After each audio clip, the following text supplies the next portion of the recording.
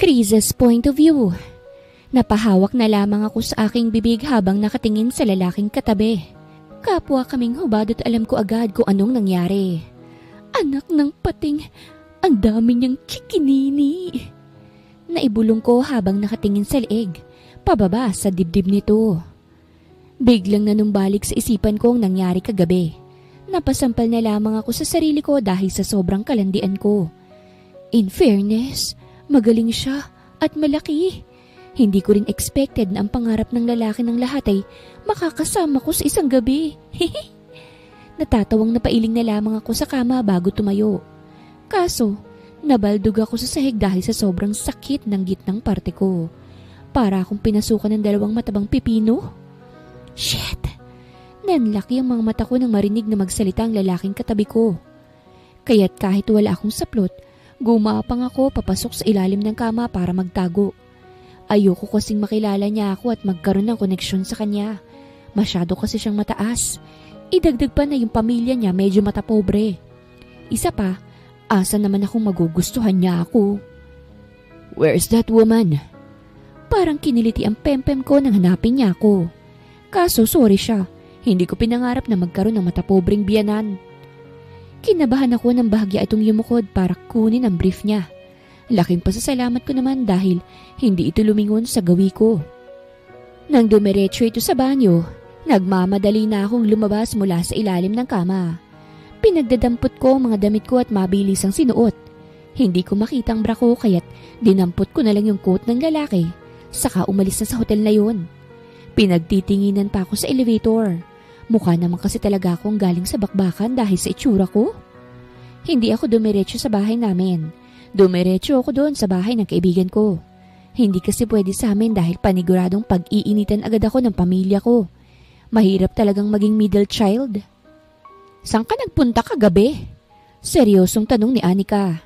Bigla ka na lang nawala sa party. Hanap ako ng hanap sa'yo. Sorry. Tanging naisagot ko na lamang. Nagtanong-tanong ako at may nakakita sa'yo na kasama mo si Third Monte Carlos. Sa itsura mo ngayon, mukhang may nangyari na hindi dapat mangyari. Knows mo naman na malandi ako kapag lasing, hindi ba? Feeling ko rin kasi may kakaiba sa alak, kaya biglang ganun. Napahinga ito ng malalim. Hay, Krisa, wag sanang si Third Monte Carlos. Alam mo naman yung usap-usapan, di ba? Siguradong malalagot ang buhay mo. Tumango naman ako. Hindi naman niya ako nakilala. Sigurado akong hindi rin ako hahanapin nun. O sige na, mag-ayos ka na't umuwi. Siguradong makakagalitan ka na naman yan kapag hindi ka pa umuwi kaagad. Tumango naman ako bago dumiretso sa banyo. Habang naliligo, wala sa sariling napasapo ako sa aking tiyan. Sigurado naman akong walang mabubuo dahil may proteksyon naman siya. Nakita ko rin na inilagay niya yon. Pero sana, hindi na magtagpo ang landas namin ng isang Third Monte Carlos. Ang saya ng buhay ko. Hindi nga nagtagpo pang landas namin ni Third. Nakabuo naman kami. At dalawa pa. Galit na galit ang pamilya ko at pesahan pang gustong ipalaglag ang mga anak ko. Mabuti na lamang at tumanggi ang kumadrona na gawin ang proseso. Sa ngayon, lumipat kami sa probinsya. Gusto ko na lang na mamuhay sana kasama lang ang mga anak ko. Kaso yung pamilya ko sumama pa sa akin. Ang ending, pati sila nakikihingi sa akin. Kahit pa may pamilya na rin yung dalawa kong kapatid. Madalas din nilang pag-initan ng mga anak ko kaya't bumukod ako at nag-apartment. Mama, nilista ka ba ni Aling Betty sa ayuda mamaya? Magbibigay raw po yung bagong mayor natin. Napalingon ako kay Timothy, ang bunso ko sa kambal ko. May ayuda? Walang nasasabi sa akin sa Aling Betty kahit nakasalubong ko siya kanina. Naku po, sigurado pong hindi ka nilista ng matandang yon. Mukhang inuna niya po yung mga angka niya at mga kaibigan niya. Naiiling na sabi ni Kay, ang panganay sa kambal. Hindi pwede yun, irereklamo ko siya sa bagong mayor. Reklamo ni Timothy. Hayaan nyo na, kakarma hindi na mga yon. Hindi na rin ako nagulat na hindi ako nilista. Mainit kasi ang dugo sa akin ni Aling Betty. Idagdag pa na kumari siya ni nanay. Kung hindi niya kinukupit yung ayuda ko, dinediretso naman niya kila nanay. Hindi po pwede yun. Dapat palitan po ng mayor yung tagaliste. Inis na sabi ni Keisha. Kalmahan mo anak, ang init-init na naman ang ulo mo. Itong mga anak ko, 7 years old pa lang pero ang matured na. Hindi mo malaman kung saan sila nagmana. Mabuti pa maglaro na lang kayo dun sa labas. Magla-live muna si mama para may pambili tayo ng Jollibee ha? Tumango naman ang 2 bata at lumabas ng apartment. Ako naman, nag-umpisa ng mag-ayos para mag-live. Live seller kasi ako kapag walang pasok sa lugawan. Nagbebenta ako ng katawan. Charot lang. Nagbebenta ako ng mga gamit sa bahay, mga damit at mga pampalandi. Doble kayod talagang kailangan lalo pat 2 pinag-aaral ko. Hello guys! Masiglang bati ko sa mga viewers. Marami po tayong bagong item ngayon. Mine na lang po kayo. Ngumiti ako sa kanila at nakita kong may mga nagko-comment. Mine po sa pinto. Basa ko sa comment. Napasimangot naman ako. Yours na po. Iyahampas ko sa ulo mo kapag nagkita tayo. Ito pang isa sa mga nakakabuisit yung mga taong walang magawa sa buhay. Dahil nga sa maraming nanloloko, pinili ko na lang na mag 1 hour na live. Pagkatapos kong mag-live, hinahanap ko na naman ang mga anak ko. Baka kasi mamaya nakikipagsuntukan na naman ng mga yon. Habang naglalakad, napatigil ako nang makita si Anika. Nanlaki pa ang mga mata ko dahil hindi ko inaasahang nandito siya. Anika? Gulat kong sambit. Ang huling kita kasi namin ay 7 years ago pa. Huling kita ko rin sa kanya. Sobrang maasim pa siya.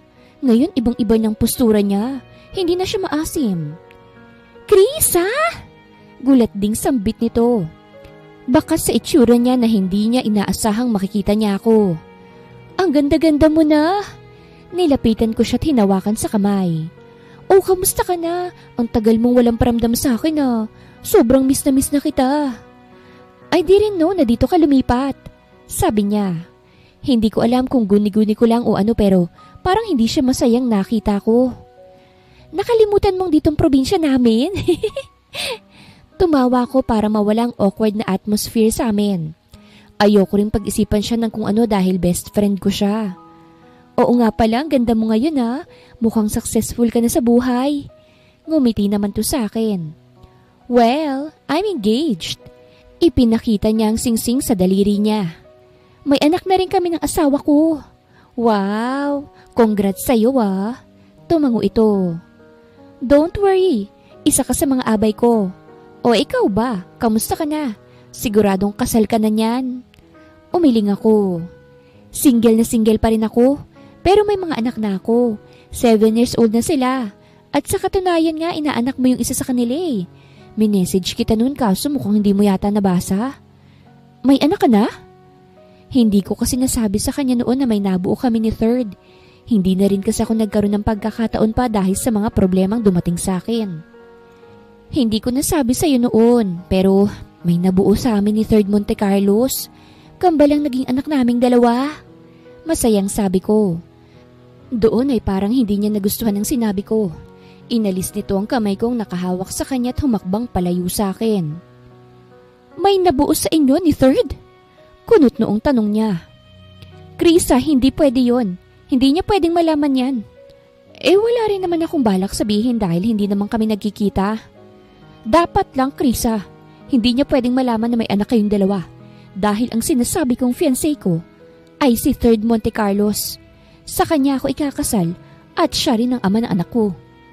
Natigilan naman ako dahil sa kanyang sinabi. Nakaramdam din ako ng pagka-betray dahil siya itong nagpo-push sa akin na lumayo kay Third. Tapos malalaman kong ikakasal na siya kay Third. Ay wow! Huwag ka mag-alala. Hindi ko kayo guguluhin.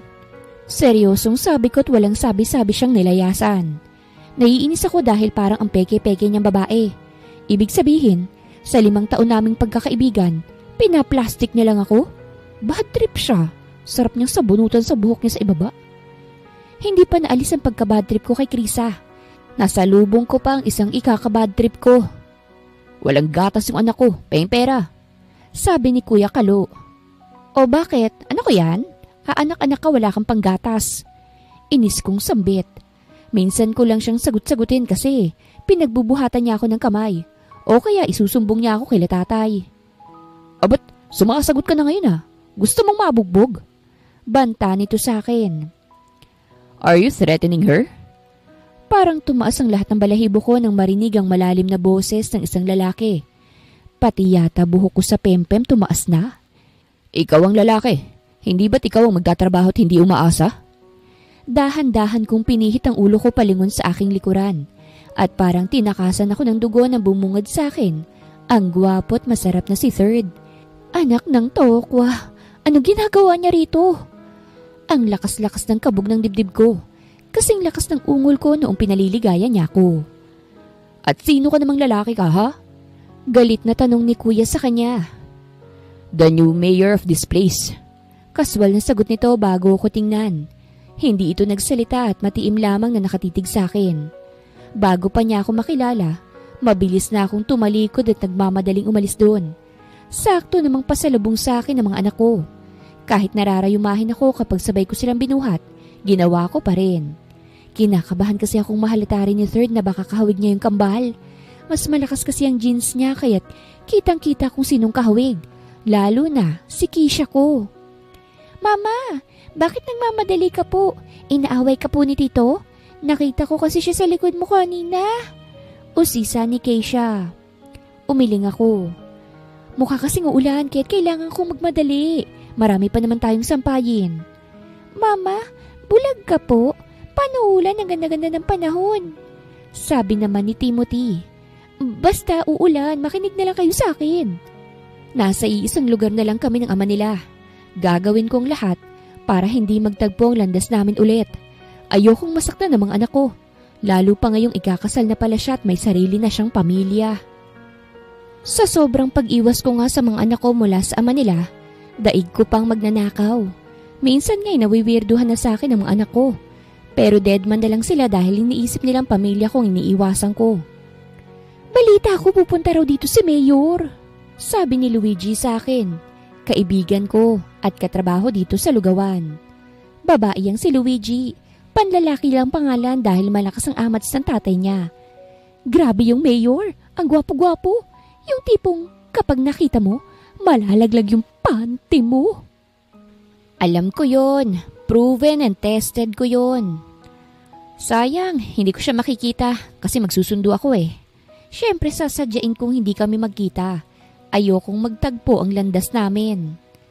Speaking of mga bata pala, alam mo, nakikita ko yung kambal mo kay Mayor. Magkahawig kasi sila. Sabi ni Luigi. Baka naman nagkataon lang. Naisagot ko na lamang. Alangan namang sabihin kong si Third ang ama nila. Bukod sa malabong paniwalaan ako, baka maging issue rin yun sa buong baryo namin. Bago pa nga sumapit ang 12:00 kung saan susulpot si Third, mabilis na akong umalis. Babalik ako ng mga 12:30. Susunduin ko lang ang mga anak ko at papakainin bago bumalik sa trabaho. Kuya, saan po yung mga bata? Tanong ko sa guard. Usually kasi kapag susundo ako, nasa guardhouse na yung kambal. Hindi naman basta-bastang aalis sa mga yon dahil talagang mapapagalitan ko sila. Ang balita ako po nakipag-away kaya't nandun pa rin sila sa classroom. Sagot nito. Nagpasalamat naman ako at agad na dumiretso sa classroom. Yun nga lang, natigilan ako malapit sa pinto nang makita kung sino pa ang taong nasa loob. Walang iya. Akala ko ba nasa lugawan namin yan? Mahinang bulong ko habang nakatingin kay Third. Kaharap pa talaga nitong kambal. Sa pagitan naman ng kambal ay may batang lalaking nakayuko at mukhang kagagaling lang sa iyak. Ikaw po, bakit nituturuan mo siya na wag gumante? Tingnan mo, sinuntok na kanina tumatawa pa. Sermon ni Keisha sa lalaki. Tapos papaluin niyo pa raw siya kapag nanakit siya. Aba, paano po kung hindi namin siya nipagtanggol? Eh di bugbog siya lalo. Sermon naman ni Timothy. Diyos mio itong mga anak ko. Kung kilala lang siguro nila ang pinagagalitan nila. Baka siguro tumiklop ang mga yan. Masama ang manakit. Sinabi ko naman na pwede siyang magsumbong sa teacher niyo. Sagot ni Third. Eh hindi nga po nakinig kay teacher eh. Nakialam lang po kami kaya't natigil yung 3 salbahe.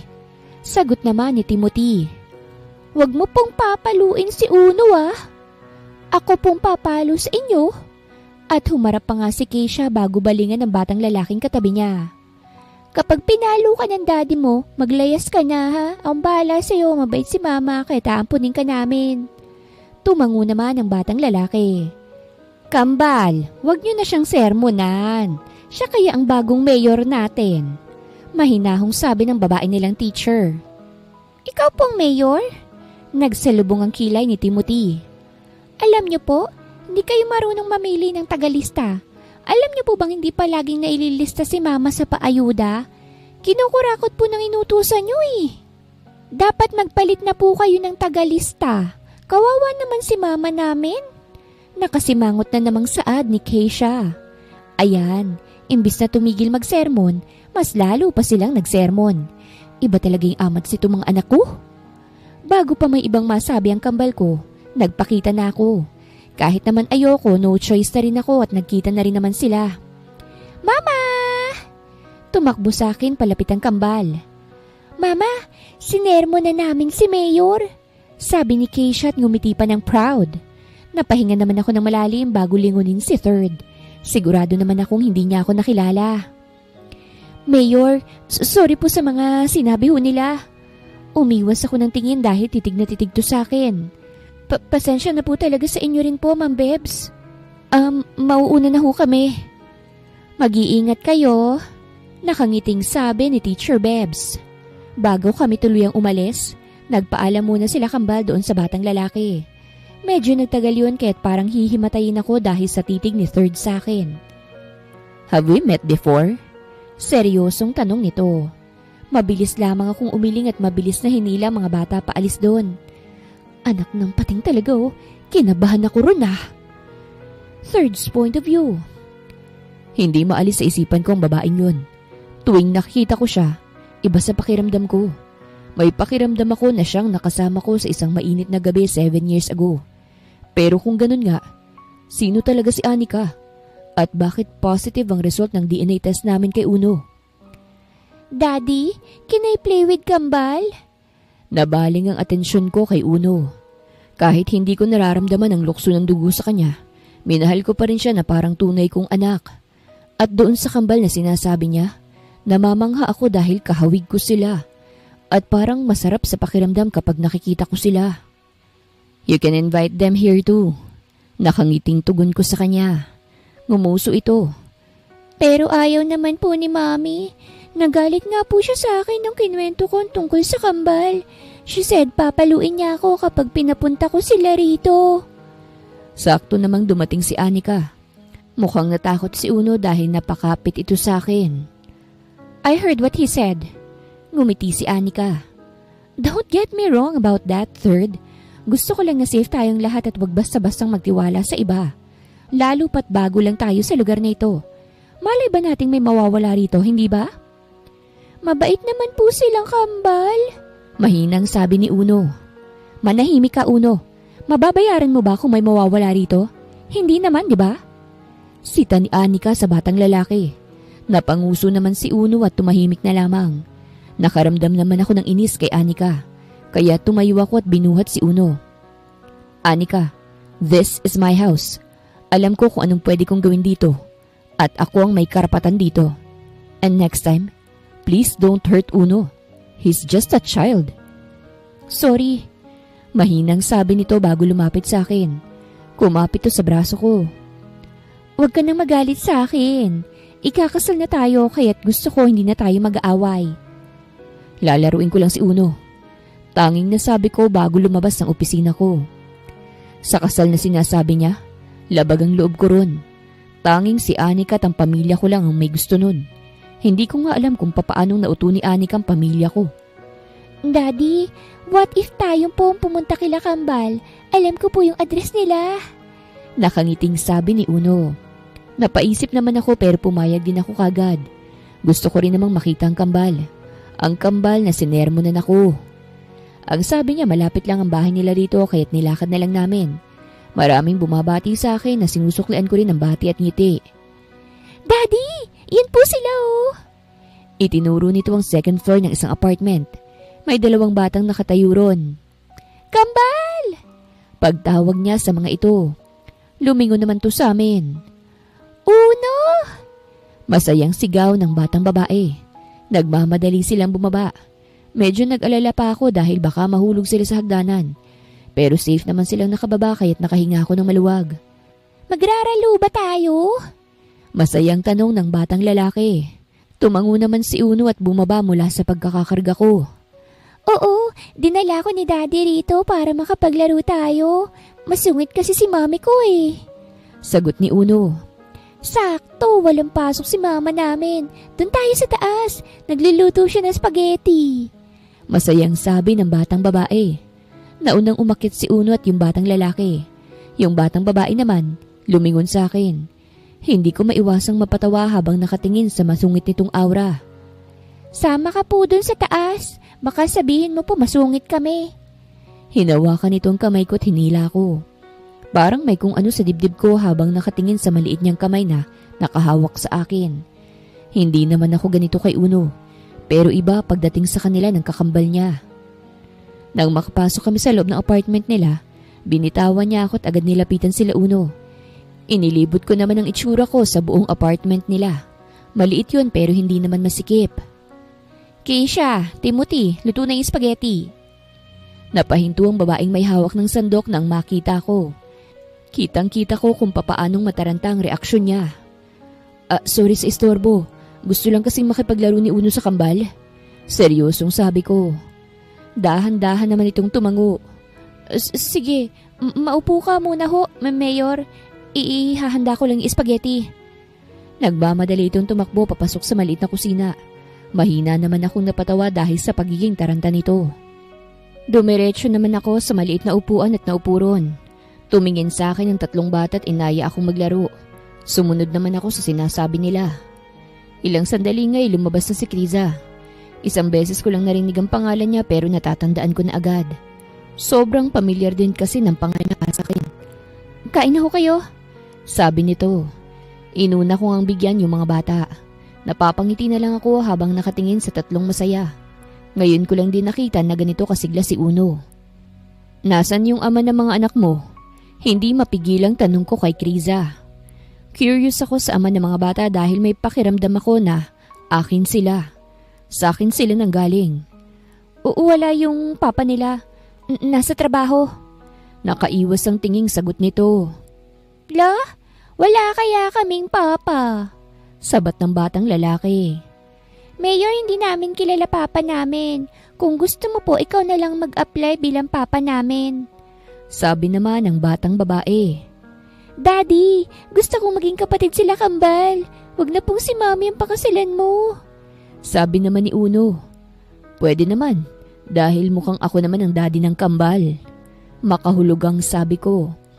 Ay, Mayor, huwag niyong pansinin niya sila Keisha at Timothy ko.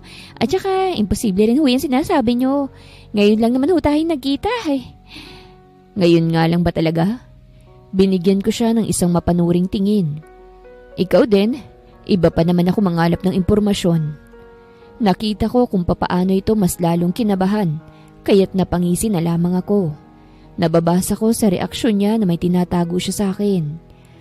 Oh, ngayon lang ho talaga. Oh, sige na ho, maiwan ko muna kayo. Tumalikod ito at pumasok sa isang kwarto. Pasimple ko namang nilapitan ng kambal at kinuhanan ng buhok. At kung hindi madadaan sa maayos na usapan, ako nang bahalang gumawa ng paraan.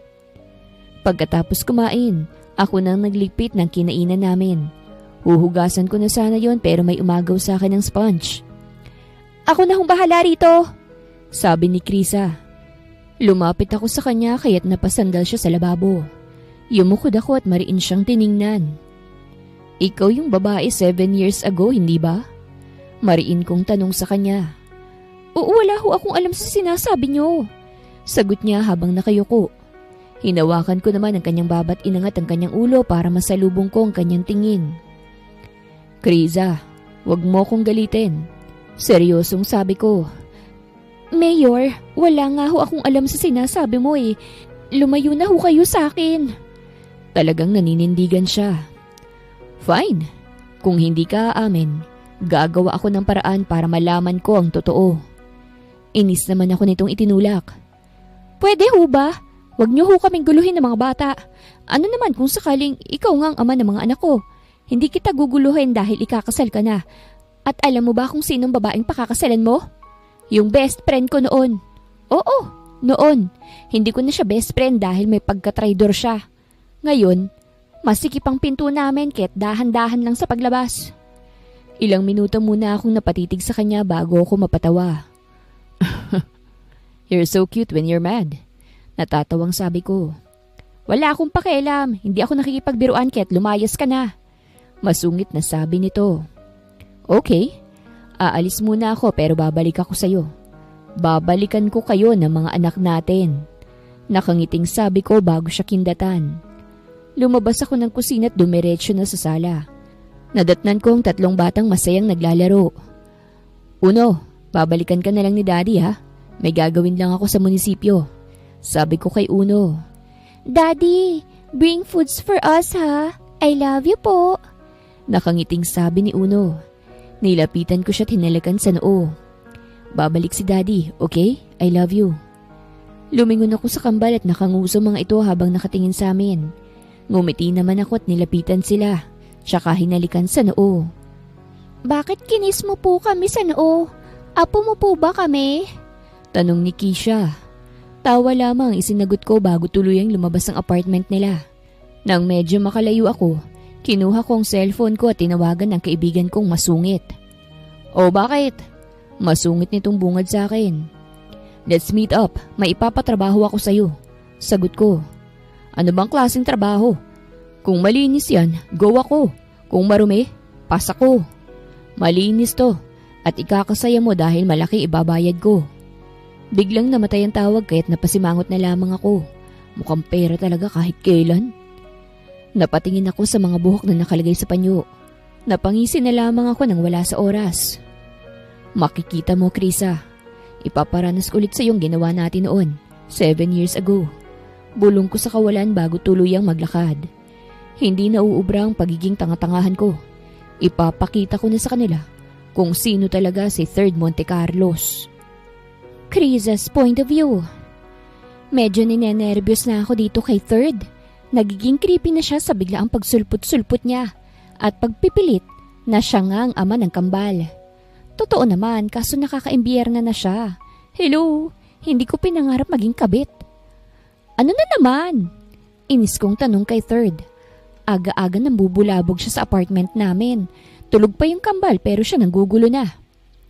They're my kids. Nakangiting sabi niya. Hindi ka ba napapagod? Natigilan ako nang iharap nito sa akin ng isang DNA test paper na may positive result. May karapatan ako sa kanila. Hindi mo na kailangang mag-deny dahil alam ko ng totoo. I guess wala na talaga akong itatago sa damuhong to. Oh, ano naman?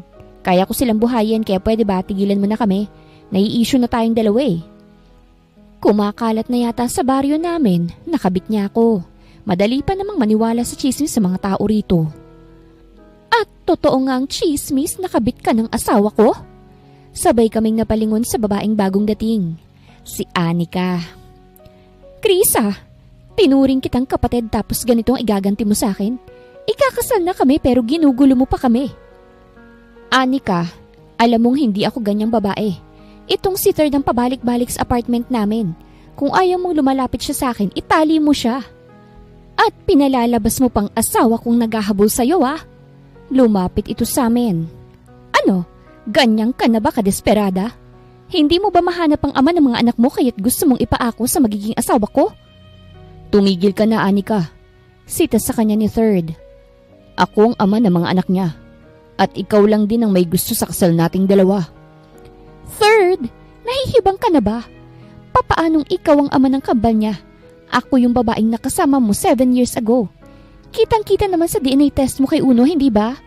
Gusto lang tayong sirain ni Krisa. Alaoy, grabe sa pagiging desperadang babaeng to ah. Kaya pala pinalalayo niya ako kay Third. Kasi ang gusto niya siyang maging asawa nito. Nakakaawa siyang nilalang. Ikaw nga ba talaga, Anika? Mariing tanong ni Third. At pinagdududahan mo na ako ngayon? Fine, magpauto ka sa babaeng yan. Aalis na kami ni Uno. Tumalikod si Anika at padabog na umalis. Hindi naman ito tinangkang habulin ni Third. Sa halip, tumingin sa akin si Third at muling ngumiti. So, aamin ka na ba? Tanong niya. May maitatago pa ba ako? Inaksyonan mo na para malaman ang totoo eh. Napairap ako. Pero ayoko na muna sanang biglain natin ang mga bata. Huwag muna ngayon, lalo pat medyo magulo ang buhay ko. Nakangiting tumango naman si Third. Promise, babawi ako sa inyo ng mga bata. I will be a best father for them and best husband for you. Anong best husband? Ikakasal ka na sa iba. Mabuti pa habulin mo si Anika. Bumalik ka nilang mamaya dahil tulog pa naman ang kambal. What if takasan ko kaya mga kumag na ito? Okay, babalik ako mamaya. Bago umalis, saglit pang yumakap sa akin ang mukong. Kinilig naman ako kaya't agad kong binatukan ang sarili ko. Hindi ako pwedeng kiligin dahil masasaktan lang ako. Hindi ko na naingatan ng petsa ko noon, kaya dapat maingatan ko ng puso ko. Bumalik nga ako sa loob ng apartment at nagsimula sa pagluluto ng almusal. May pasok kasi ang kambal. May pasok din ako sa lugawan kaya't nagluluto na rin ako ng pananghalian. Umaga lang kasi ang pasok ng kambal at sa tanghali, diretso sila sa lugawan para doon na maghintay hanggang uwian ko. Pagkatapos ko ngang magluto, ginising ko na ang mga anak ko. Nagmamaktol pa sila pero no choice na rin sila. Mama, bibitbitin ko mamaya sa lugawan si Uno ah. Nagpromise kasi akong ililibre ko siya. Sabi ni Timothy. Makabitbit ka naman, ginawa mong tuta yung bata. Natatawang sabi ko bago mapailing. Pero gustong gusto niyo talaga si Uno, no? Kahit super salbahe ng mami niya, gusto namin si Uno. Sagot naman ni Keisha. Ito what if maging magkapatid kayo ni Uno? Paano pala kung tatay niyo si Mayor? Wala sa sariling tanong ko. O di maganda po, bagay naman kayo ni Mayor eh. Sagot ni Timothy at nag-thumbs up pa. Hindi rin naman po kami mahahalatang ampon kasi kahawig namin si Mayor. Sabi naman ni Keisha. Hindi na ako sumagot at tinapos na lang ang pagbibihis sa kanila. Pagkatapos nga namin kumain ng almusal, lumarga na kaming mag-iina. Ihahatid ko muna sila sa school bago ako dumiretso sa lugawan. Huwag kayong makikipag-away ha. Behave lang kayo. Bilin ko sa kanila. Opo, pero kapag silang nauna, makikipagsuntukan po kami. Sigang sabi ni Keisha.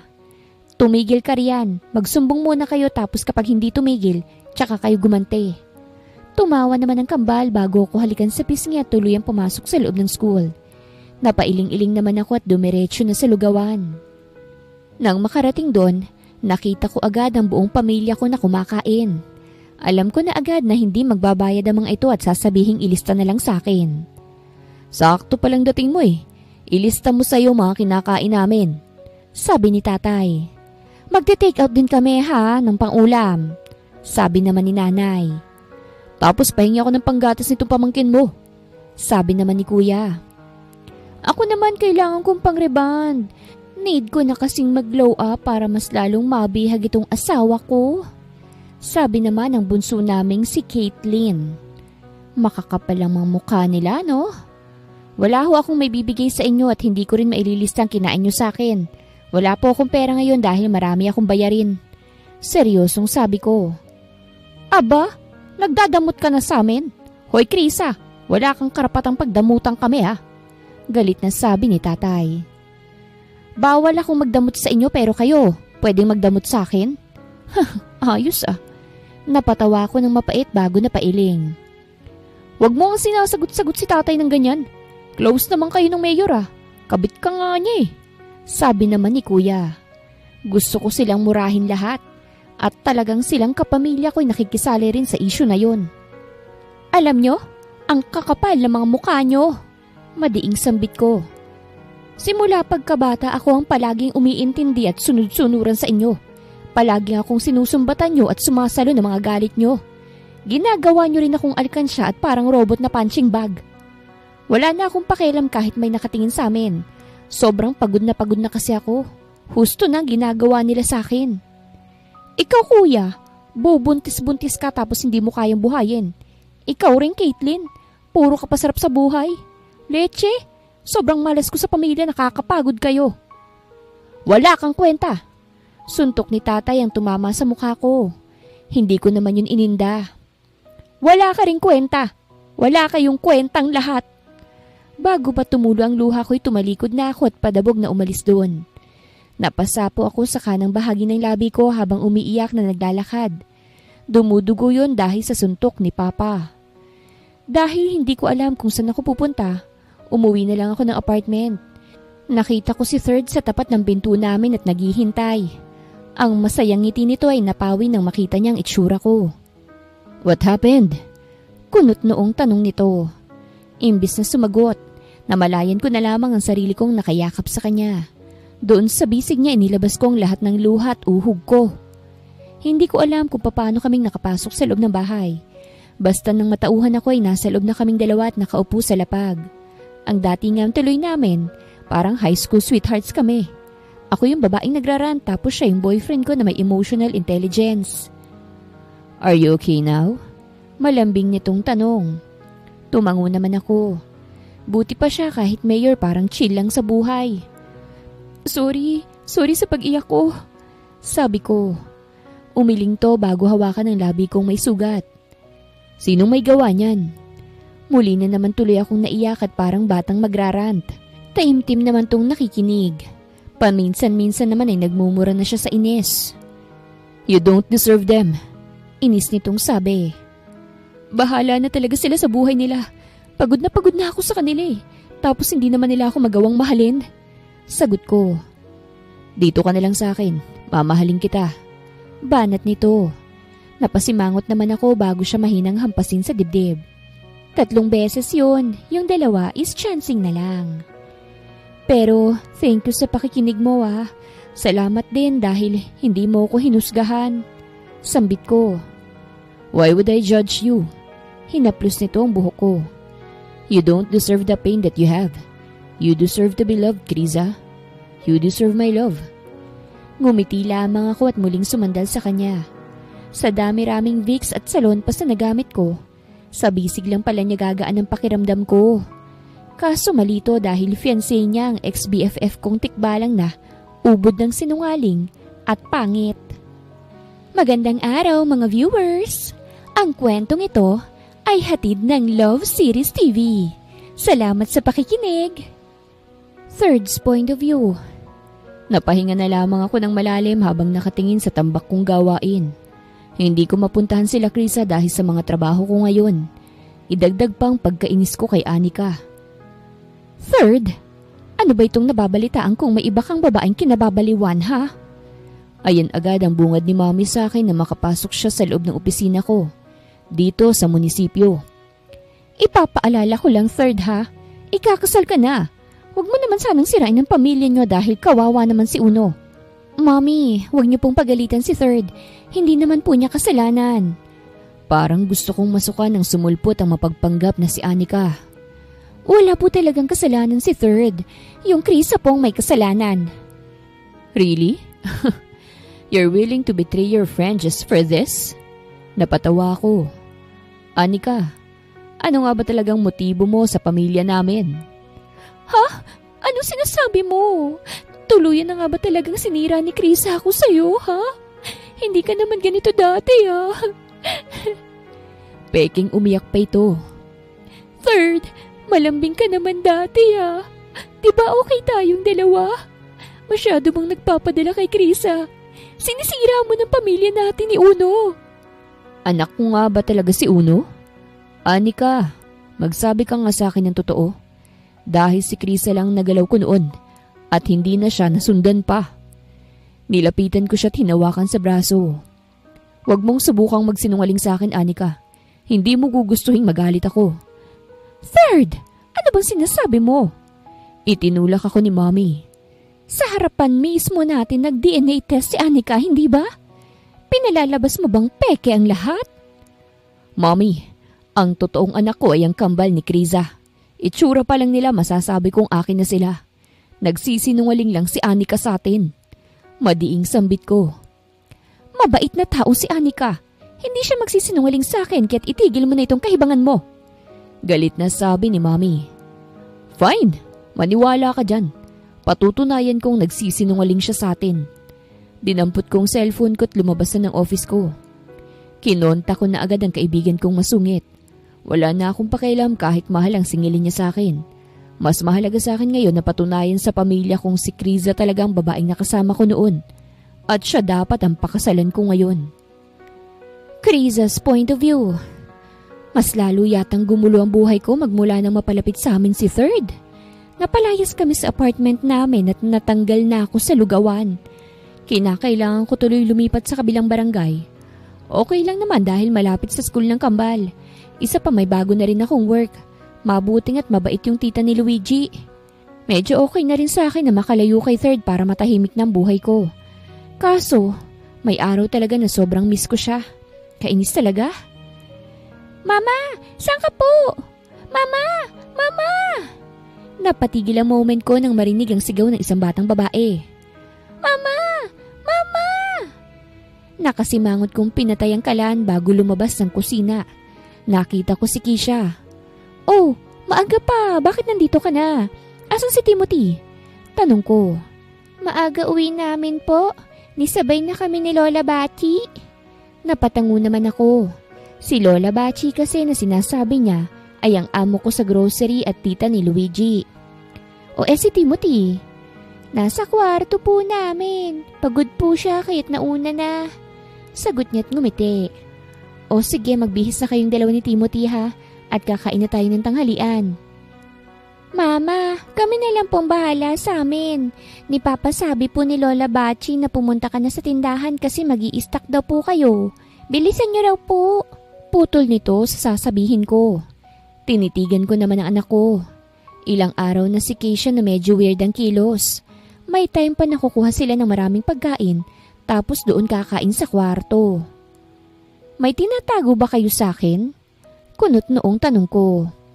Umiling naman si Timothy. Mama, wag na lang po ikaw chismosa. Sige na po, doon ka na po sa work mo.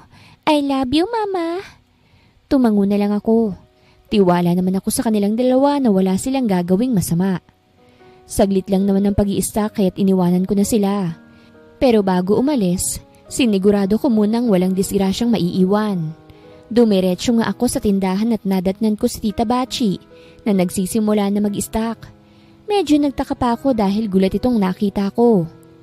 Saktong dating mo. Ituloy mo nga itong pag-i-stock dahil nirarayuman na naman ako. Sabi niya. Tumango naman ako at nagsimulang mag-ayos ng paninda. Nasa ganun akong posisyon na bigla na lamang akong makarinig ng parang nagwawala sa labas. Dahil mabait akong chismosa, sumilip ako. Nakita ko sa labas si Anika, kasama ang isang matandang babae. Krisa! Galit na sabi nito bago lumapit sa akin. San mo dinalang anak ko ha? Kinidnap mo siya! Sira ulo yata tong babaeng to eh. Anong pinagsasasabi mong babae ka? Hindi ka lang plastic, may sira ka rin sa ulo. Bakit ko naman dudukutin ng anak mo may mga anak ako? Tinaasan ko pa siya ng isang kilay. Ikaw lang ang naiinggit sa amin dahil hindi mo makuha si Third. Isa pa, may nakakita sa mga anak mo na kasama nila si Uno ko. Galit na sagot nito. Miss, ang mabuti pa ibalik mo na ang apo ko. Hindi mo kasi magugustuhan ang galit ko. Seryosong sabi naman ng ginang. Anika, hindi ko kukuhanin ang anak mo. Hindi ako ganun kababaw at kadesperada kagaya mo. Kung gusto mo sumama ka pa sa apartment ko, alika! Inis kong sabi. Dinala ko talaga sila sa apartment namin. Ang kaso parang napahiya ako dahil pagbukas ko ng pinto, bumungad sa akin ang kambal na kausap si Uno. Nandito nga si Uno. Lintik na yan. Uno! Akmang lalapitan ni Anika ang batang lalaki pero mabilis tong lumayo. Anak! Ang tagal kitang hinanap pa. Alika na kay Mommy. Ayaw. Bad ka? Sagot ni Uno at umiiling pa. Galit na bumaling sa akin si Anika. Tingnan mo yung ginawa mo. Ayaw na akong lapitan ng sarili kong anak dahil sa pagmamanipula mo. Ipapakulong talaga kitang babae ka. At bakit ako? Hindi ko nga alam na nandito palang anak mo eh. Singhal ko sa kanya bago balingan ang mga anak ko. Kambal, ano bang ibig sabihin nito? Kaya ba palagi kayo sa kwarto kumakain dahil kasama niyo si Uno? Akala ko ba walang secret? Mama, hindi ka po kasi papayag. Naiiyak na sagot ni Timothy. Kailan pa to ha? Napatigil ako sa pagtaas ng boses nang makitang napaatras ang kambal ko. Bigla naman akong natauhan at nakaramdam ng pagka-guilty. Sorry kambal, hindi sinasadya ni mama na magtaas ang boses. Nilapitan ko sila at agad niyakap. Bigla namang umiyak ang mga ito. Hindi kasi papayag ikaw kapag sinabi namin. Umiiyak na sabi ni Keisha. Mama, nipapalo kasi palagi si Uno kaya't inuwi namin siya dito. Sabi naman ni Timothy. Anong pinapalo? Huwag kang sinungaling ah. Singhal ni Anika sa anak ko. Inis ko naman siyang nilingon. Hindi sinungaling ang mga anak ko. Ikaw ang sinungaling na babae ka. Ipapakulong talaga kita. Nilapitan nito ang anak niya at hinawakan sa kamay. Alika na Uno, sobrang alala na namin ng daddy mo sa'yo. Ayaw! Nagsimula nang umiyak si Uno. Ayaw sa'yo, mami. Ayaw po. Ayaw! Anika, nasasaktan na yung bata oh. Inaagaw ko sa kanya si Uno dahil parang mababali na ang braso nito sa lakas ng hawak niya. Huwag kang makialam dito, Krisa. Inagaw mo na sa akin si Third. Pati ba naman anak ko aagawin mo pa? Malandi ka talaga. Sigurado akong magagalit sa'yo si Third kapag nalaman niya to. Alam ko na lahat. Lahat kami napalingon sa kadarating lang na si Third. Namiss ko na siya. Erase muna. Bawal lumandi ngayon. Alam kong nandito si Uno. Alam kong kasama niya ang kambal. Alam mo? And you didn't told me? Galit na sabi ni Anika. Bakit ko sasabihin sa'yo? Ikaw tong may dahilan kung bakit lumaya si Uno. Galit na sagot ni Third. What's really happening here? Naguguluhan na ako. Naguguluhang tanong ng ginang. Sa tingin ko, siya yung mommy ni Third. Lakas kasi ng aura. Parang mag-o-offer ng 10 million para layuan mo ang anak niya. That woman is hurting my son physically and emotionally. She even starved him and locked him in a room whenever we're not around. Seryosong sagot ni Third habang nakaturo pa kay Anika. I didn't do that. Tanggi ni Anika. Totoo kaya yun? Isasaktan mo po ako kapag wala si Daddy, tsaka si Lolo at Lola. Nagugutom mo ako at nikukulong. Nitatakot mo rin ako na kapag nagsumbong ako, lalayuan ako nila Daddy. Kasi hindi ko naman tunay na Daddy si Daddy. Sabat ni Uno bago yumakap sa binti ko. Yeah, Uno is not my son. Ngumisi si Third bago mahigpit na hawakan sa braso si Anika. Dahil yung tatay ni Uno, yung kakontsaba mo sa DNA test, binayaran mo siya para lang manahimik at dayain ng DNA. Peste kang bata ka! Akmang susugurin nito si Uno pero mabilis na nahila ng ginang ang buhok nito. Sinungaling kang babae ka? Hindi ako makapaniwalang nagpadala ako sa mga drama mo. Galit na sabi ng ginang bago balibagin na binitawan ng bruhang si Anika. Guards! Dalhin sa presinto ang bruhang yan. Magtutuos kami ron. Nagwala at sumigaw si Anika pero wala na itong nagawa. Mahina naman akong napatawa bago pantayan ng 3 bata. Niyakap ko silang 3. Nasa ganoon kaming posisyon nang may isa pang bisig na nakiyakap sa amin. Alam ko na agad na si Third yon dahil masarap ang amoy at ang biceps. Nakikisali ka, doon ka nga. Pagsusungit ko sa kanya. Naiiyak din ako at nalulungkot, kaya payakap naman. Sagot niya. Baliw. Humiwalay ako sa yakap bago punasan ang mukha ng 3 bata. Ang dudugyot nyo na. Magkakamukha na rin kayong 3. Kambal kami ni ate. Sagot ni Timothy. Kapatid na rin po namin si Uno. Umakbay pa si Keisha kay Uno. Ngumiti naman ako at tumango. Oo, kapatid nyo na si Uno kaya't huwag nyo siyang aawayin ha? Ibig sabihin ba, pumapayag ka na magpakasal sa akin? Masayang tanong ni Third. Sasagutin ko sana siya pero itinulak siya ng kanyang ina. Akala ko, o-ofera na ako ng 10 milyon. Kaso hinawakan nito ang aking kamay. Hindi ko alam kung maiiyak siya o ano. Basta't nangingislap ang mga mata niya. I'm sorry for what I've done to you. Masyado lang akong natanga nun eh. Nakangiting sabi nito sa akin. And I want to welcome you in our family. Masasabi kong worth it na talaga na ikaw ang pinili ng anak ko. Dumako ang tingin nito sa kambal. At walang-wala akong duda na apo ko ang kambal na ito. Nakikita ko agad sa kanilang panganay ko. Welcome po. Tanging naisagot ko. Bumungisngis naman to at agad nilapitan ng 3 bata. Hinayaan ko na lamang muna sila dahil mukhang gusto rin naman ng mga bata. Are you happy? Napalingon ako kay Third. Oo naman. Ngumiti ako sa kanya para makita niyang masaya talaga ako. Ngumiti naman tong pabalik. I'm happy too. At mukhang mas lalo akong magiging masaya kapag pumayag kang magpakasal na tayong dalawa. Lo, anong tingin mo sa akin, easy to get? Kung gusto mo talaga ako, paghirapan mo ko. Umiwas ako ng tingin kasi medyo nahihiya na ako. If that's what you want. Napalingon muli ako sa kanya nang hawakan niyang kamay ko. Willing to wait ako sa iyo, Kriza. Deserve mo rin kasing paghirapan. You're worth to wait. Hindi ka ba mapapagod? Mahinang tanong ko. Bakit naman ako mapapagod? Kung worth it naman ang paghihintay ko. Para kang sira. Hinampas ko siya sa biceps niya. 3 beses para dama ko talaga. Third's point of view. Hindi na nga namin itinuloy ang kaso kay Anika. Alang-alang na rin sa kapakanan ni Uno. Bilang kapalit ng hindi namin pagpapakulong sa kanya, titigilan niya na kami. At ginawa naman niya dahil hindi na siya nagparamdam. Kahit kay Uno, wala siyang paramdam. Daddy, anak mo pa rin ba ako kahit hindi kita totoong daddy? At kahit po masama si Mommy? Tanong ni Uno kaya't napalingon ako sa kanya.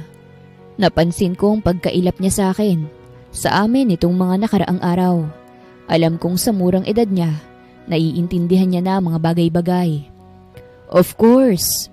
Mabilis kong sagot bago siya buhatin at iupo sa aking hita. Bakit mo naman naiisip na hindi na kita magiging anak? Hindi mo kasalanan ang kasalanan ng mommy mo. Hindi magbabago ang tingin ko sa'yo, okay? Mahal pa rin kita. Thank you po, Daddy. Yumakap to sa akin. I love you, Daddy. Forever po kitang love. At forever din kitang love, Uno. At palagi mong tatandaan na pantay-pantay lang ang pagmamahal ko sa inyo ng mga kapatid mo.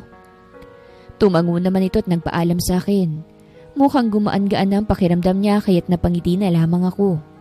Napabuga ako ng malalim na hininga at ipinagpatuloy na lamang ang pagre-review sa mga papeles na nasa harapan ko. Kahit hanggang bahay talaga tambak pa rin ako ng trabaho. Bukod kasi sa pagiging mayor, isa rin akong CEO ng sarili kong kumpanya. Napaka-hardworking mo naman. Kahit medyo masakit ang leeg ko, mabilis akong nag-angat ng tingin. Agad naging masayang puso ko at diwa ko nang makita ko si Kriza. Baby, parang batang tumayo ako at kumaway sa kanya. Mabuti naman at dumating ka na.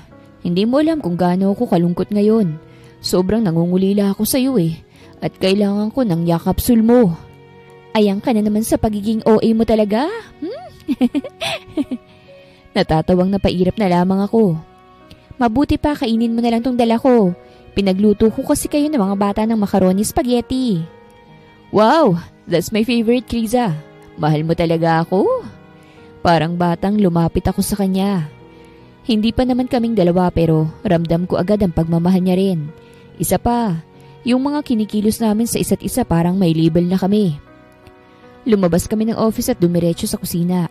Nandun na nga ang 3 bata at kanya-kanyang kain na. Papa, kain ka na rin po kayo? Nakangiting sabi ng kambal. Hindi naman nahirapan yung kambal nang malaman nilang ako yung papa nila. Nahalata na rin daw nila dahil kahawig nila ako. Dito na nga rin sila minsan natutulog sa bahay.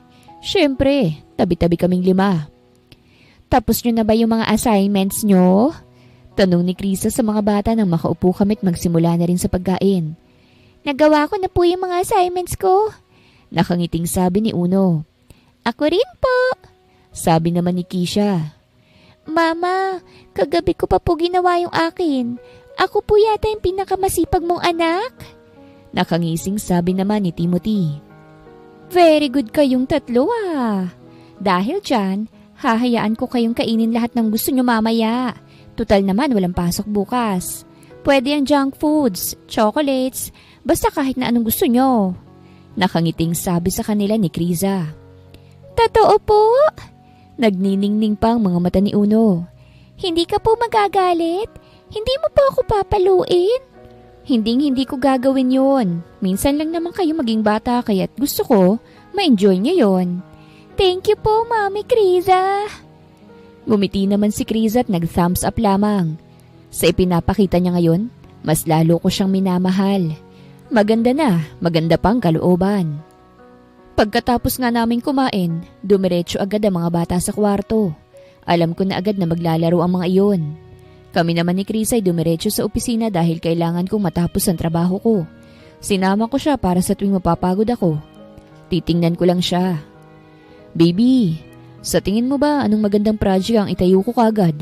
Nalilito kasi ako between hospitals and schools. Sabi ko, napaisip naman to. Sa tingin ko, mas magandang unahin mo ang libreng ospital. Ang dami kasing nagkakasakit na mga tao ngayon, especially mga bata. Karamihan din sa kanila hindi alam kung saan kukuha ng panggamot. Then, kapag malapit nang matapos yung ospital, di pwede mo nang pasimulan yung schools para sa mga bata. Napatango naman ako. You're so beautiful and smart. Bagay na bagay talaga tayong dalawa. Wag mo na akong utuin. Hindi naman po kita inuuto. Sadyang nagsasabi lang ako ng totoo. Itinaas baba akong 2 kilay ko habang nakangiti sa kanya. Pwede na nga tayong magpakasal eh. Ano kayang reaksyon ng iba kapag nalaman nilang down bad sa akin ng medyo masungit na mayor sa lugar namin? Natatawang tanong niya. Iisipin nila na sobrang swerte ko sa'yo. Naglakad ako papalapit sa kanya at yumakap sa kanyang bewang. Kasi sa dami ng lalaking nandyan sa paligid, ako itong nakabihag sa'yo. O diba? Ang swerte-swerte ko sa'yo. Parang mas ako yung swerte sa'yo. Kasi sa dami ng mga babaeng nagkakandara pa sa'yo, ako pa ang pumaldo sa'yo. Napatawa naman ako bago haplusin ang pisngi niya at titigan siya ng mariin. I love you, Kriza. I will treasure you forever. Mahal din kita, third. And with that, our lips met. Kriza's point of view. Lahat ng hindi ko naranasan sa pamilya ko, nararanasan ko na ngayon dahil kay Third at sa pamilya niya. Hindi naman pala matapobre ang pamilya ni Third. Kagaya ng sinasabi ni Anika. Stricto lang ang mga ito pero hindi naman matapobre. Ang sweet-sweet kaya ng mami ni Third. Parang si Third lang. Mama, sa tingin mo magugustuhan po ito ni Uno? Ipinakita ni Timothy sa akin ang drawing niya. Pangit yung drawing pero ang mahalaga nag-effort siya.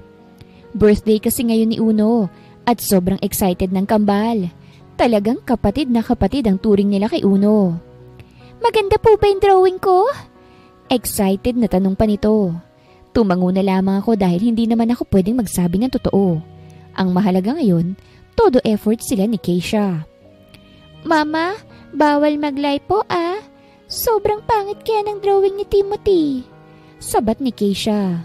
Anak ng nanay nila oh. Epal ka ate, yung gawa mo ngang staff toy para kay Uno mukhang binagyo eh. Pagsusungit ni Timothy sa kapatid. Pangit ng drawing mo para mukha mo. Pangit ka rin. Nabigla ako nang maghablutan sila ng buhok. Mabilis naman akong gumitna at inawat sila. Ano ba yan? Bakit nagkakasakitan kayo? Kunot noong saway ko sa kanila. Siya po kasi. Umiiyak na tinuro ni Timothy ang kapatid. Ikaw kaya yung unang nanakit? Tugon naman ni Keisha na nangingilid na rin ng luha. Umirap ang dalawa sa isa't isa bago tumayo at tumakbo palabas ng kwarto. Napabuga naman ako ng malalim na hininga bago itabi ang mga gawa nila. Sinundan ko agad yung mga bata pero hindi ko sila makita. Dumiretso ako sa office ni Third pero siya lang ang nandun. Nakita mo ba yung mga bata? Tanong ko sa kanya. Umiling naman to. Why? Is there something wrong? Tumayo ito't naglakad palapit sa akin. Nag-wrestling yung kambal dahil nagkapikunan. Tugon ko bago mapailing. Cool them down first. Kakausapin ko sila mamayang dalawa kapag kumain tayo sa labas. Tumango na lamang ako bago lumapit sa kanya't yumakap. Ayaw kasi ni Uno na maghanda pa sa birthday niya. Gusto niya kumain na lang kami sa labas. Mas gusto niya raw kasi yung sama-sama lang kaming lahat. Yung mga anak mo, Kamukhang kamukha mo na lahat, tapos manang-mana pa sa'yo. Naiiling kong sabi. Napatawa naman siya. Gusto mo, gumawa tayo ng kamukha mo? Willing naman akong bigyan ka. Ako nang tatrabaho. Kahit ungol na lang sa'yo. Hinampas ko naman ito sa braso. Masyadong straightforward ang lintik. Nakakahiya kaya yun, lalo na kapag bigla akong pumayag. Rumurupok pa naman ang panty ko kapag si Third ang lumalandi sa akin. Doon nga muna ako nagstay sa office ni Third hanggang sa sumapit ang tanghalian. May lunch date kasi kami para sa birthday ni Uno. Okay na ba kayo? Tanong ko sa kambal habang binibihisan ko sila. Hindi naman kumibo ang mga ito kaya't alam ko na agad ang sagot. Keisha, Timothy, wag na kayong mag-away. Birthday ng kapatid nyo at siguradong malulungkot yon kapag nalamang magkagalit kayo. Hinawakan ko sila pareho sa kamay. Hindi ba't sinabi ko na sa inyo na bad ang mag-away? Kayo dapat ang una magkakampi sa lahat ng bagay. Si ate po kasi. Sagot ni Timothy bago yumuko. Nagsasabi lang naman kasi ako ng totoo. Sagot naman ni Keisha. Napahinga naman ako ng malalim. May sasabihin pa sana ako kaso dumating si Uno. Kaya't hindi na muna ako nagsalita. Baka malungkot kasi siya kapag nalamang nag-aaway ang kambal. Umalis na nga kami ng bahay para magtungo sa restaurant na pinabook ni Third. Tahimik yung kambal pero sinasagot naman ang mga tanong ni Uno. Happy birthday, Uno! Nakangiting bati ko kay Uno nang makarating kami sa restaurant. Thank you po, Mama! Tugon nito. Magpapakabait ka lalo, ah? Mahal kita po! Sabi naman ng mama ni Third. Opo, Lola! I love you po! Inabutan namin sila ng regalo hanggang sa yung kambal na lang ang wala at hindi kumikibo. Kambal, don't be mad to each other na. Magbati na kayong dalawa. Malambing na sabi ni Third sa mga bata. Malungkot kasi kapag magkaaway kayong dalawa. Sige na po, magbati na po kayong dalawa. Magkaaway kayo? Nakangusong tanong naman ni Uno. Diba, promise natin sa isa't isa na walang mag-aaway? We're siblings, diba? Sorry na, ate. Mahinang sabi ni Timothy sa kapatid niya. Sorry na rin kung nasabihan kita ng hindi maganda. Promise, hindi ko na uulitin yon. Tugon naman ni Keisha. Ngumiti ang kambal sa isa't isa bago magyakapan. Napangiti naman ako dahil sa nasaksihan ko. Ibigay niyo na yung gift niyo kay Uno. Nakangiting sabi ko sa kanila. Tumango naman ang kambal at ibinigay ang gifts nila kay Uno. Nakita ko naman ang pagningning ng mga mata ni Uno at pangingilid ng kanyang luha. Thank you! Agad itong bumaba sa kinauupuan niya at mabilis na niyakap ang kambal. Thank you kasi kapatid ko kayo. Thank you sa gifts. Mahal na mahal ko kayo. Hindi ko naman maiwasang maging emosyonal habang nakatingin sa mga bata. Ang saya-saya nilang tingnan. Thank you po sa pagtanggap sa akin kahit badang mami ko. Thank you po talaga. Emosyonal na sabi ni Uno. Thank you po Lola, Lolo, Daddy and Mama Carissa. Love ko po kayong lahat. Uno, hindi mo kasalanan ang kasalanan ng mami mo, okay? We're always here for you. Sabi ni Third bago punasan ang luha nito. Uno, lumaki ako sa pamilya na hindi ako pinahahalagahan, kaya't hindi ko hahayaang maranasan yun nila kambal ang ganong pakiramdam. Palaging pantay ang magiging pagmamahal ko sa inyo at palagi ko kayong iintindihin. Huwag ka nang umiyak, okay? I love you. Nilapitan ko siya at hinalikan sa pisngi bago yakapin. Medyo nagtagal pang ang iyakan session namin bago kami kumalmang lahat. Kami na munang bahala sa mga bata. Maya-maya'y sabi ng mami ni Third nang matapos kami sa pagkain. Ingat po kayo kapag nagkaroon ng problema, magsabi po kayo. Nakangiting tugon ko. Bala kasi nilang igala ang mga bata. Hinayaan na namin dahil minsan lang din sila magkita nitong nakarang araw. Mami, promise magiging super bait po namin. Nakangiting sabi ni Timothy. Tumango na lamang ako kahit medyo duda ako doon. Kilala ko kasi sila. Hindi sila nakakatagal ng hindi makulit. Nang makaalis nga sila, dumiretso na kami ni Third sa sasakyan at umuwi ng bahay. Pahinga muna kasi siya ng one day kaya't masosolo ko siya. Walang mga bata't istorbo. Nakangiting sabi nito. Mukhang binibigyan ako ng pagkakataon para masundan ng kambala. Napangisi naman ako. Huwag mo akong akitin ngayon, Mr. Mayor. Hindi mo ako kilala. Ayan, yan ang gusto ko. Akmang hahalikan niya na ako pero natigilan kami nang dumating ang sekretarya niya. Napatikhim ito. Sorry for the interruption, sir, but we need you in the municipal hall right now. Napasimangot naman si Third. Wala nga yung mga bata, nandiyan ka naman. Napatawa naman ako. Okay lang yan, Mayor. Babawian na lang kita mamaya. Promise yun, oh. Hinalikan ako nito sa labi. I love you, baby. I will rock your world later, ah. I love you too. Hay, minalas man sa pamilya, bawing-bawi naman sa pagmamahal ng lalaking gwapo. Third's point of view. I was staring at my wife right now. She's peacefully sleeping while slightly snoring. Pagod na pagod yata dahil sa masyadong kapusukan ko kagabi. Hindi na kasi ako nakapagpigil sa sobrang panggigigil. Hindi ko pa rin lubos maisip kung papaano siyang nagagawang saktan ng pamilya niya. Like she's the most perfect woman in the world. Mabuti na lang talaga't pumayag siyang ilayo ko na siya ng tuluyan sa pamilya niya. Kahit nakapikit ako, ramdam na ramdam ko ang mga tingin mo. Nabalik ako sa ulirat nang magsalita siya. Good morning, my beautiful wife. Yumukod ako't hinalikan siya sa labi. How was your sleep? How are you feeling too? Sumimangot naman to. Sobrang sakit ng katawan ko. Para ka kasing kalabaw na walang kapaguran. Napatawa naman ako. Mabilis na bumangon si Krisa at dumiretso na sa banyo. Nagbihis naman ako at binuksan ng pinto. Tulak-tulak nila ni Tim ang isang cart na may magkapatong ng mga pagkain. Si Kisha naman ay buhat si Kian, bunsong anak namin ni Kriza. Breakfast in bed ba tayo ngayon? Natatawang tanong ko bago kuhanin si Kian kay Kisha. Where's Mama? Tanong ni Uno. I'm here. Lumabas ng banyo si Krisa na nakasuot na ng bathrobe. Mabilis namang lumapit sa kanyang tatlo't hinalikan siya. Inilapit ko rin si Kian sa kanya na tuwang-tuwang makita siya. Ang sweet-sweet niyo naman. Talagang kayo pang nag-asikaso sa amin ngayon ni Papa niyo, ah. Nakangiting sabi ni Kriza. Palagi niyo po kasi kami inaasikaso, kaya gusto namin bumawi. Nakangiting sabi ni Kisha.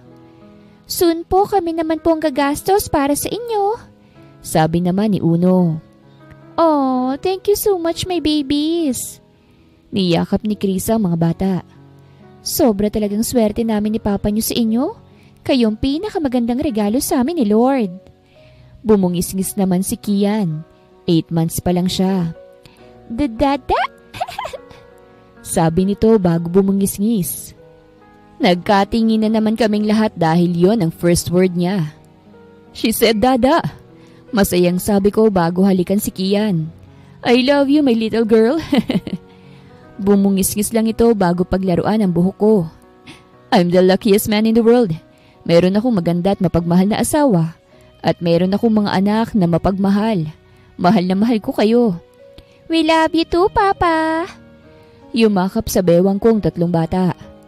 I love you too, Daddy namin. Yumakap din si Kriza. Napangiti naman ako bago sila isa-isang halikan sa noo. Kontento na ako sa buhay ko ngayon.